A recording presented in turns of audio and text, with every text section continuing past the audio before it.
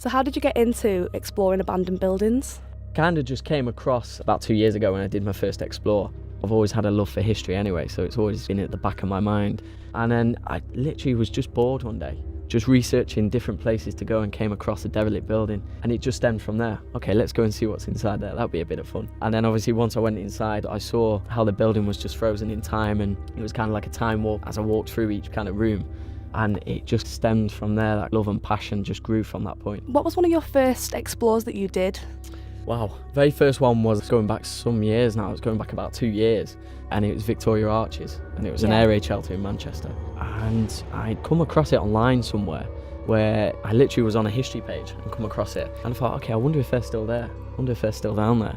So I thought, if I can get in there, they're going to be frozen in time. It'd be like a kind of World War II time capsule, if you like. And that's where the interest started from. Is it ever difficult to access these places, or are they fairly easy? Oh, extremely hard. I mean, if you've not got barbed wire, 10-foot fences you've got to scale over. I've also actually been on site where there's been security dogs as well. There's never an easy explore. Do you not ever worry about getting caught? Sometimes, but I just think if I just hold my camera up and just say, okay, this is what I'm doing, you tend to get a slap on the wrist.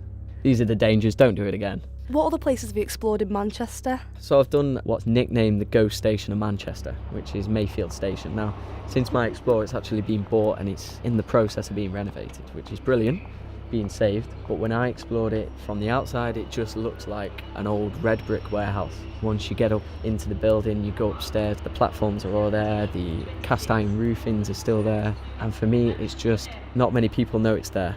People say, okay, Piccadilly Station's on one side, that's just a warehouse. But when you actually go up to the platforms on the top, which connect to Piccadilly, it's just like a hidden gem. Nobody knows it's there. World War II, it was bombed. Got a direct hit from a German bomb.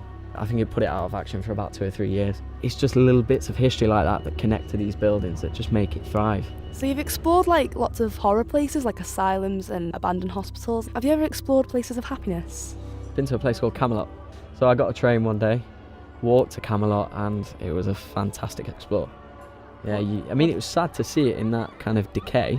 Brought back a lot of good memories, that one. Obviously when you first go there, so many kids running around screaming and happy and balloons flying into the sky, and you go back to it and see what it's like today, and it is sad to see it like that, but it's a good place of happiness. What type of things did you find from Camelot?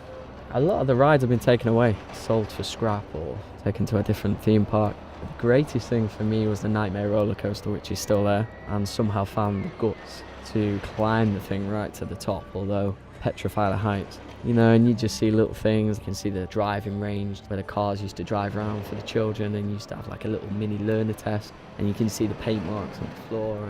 But the only problem with Camelot is you can't really do much with it other than turn it into another theme park. It's not like an old police station that you can convert into apartments or a shop. So it is a shame.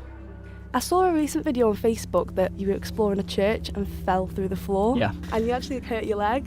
What happened? I actually broke my ankle. You broke your I ankle? broke the ankle, yeah. Basically, from what I learnt later on, the wooden floor had dry rot. So the minute I stepped on the floorboards, you just hear a crack and then down you go.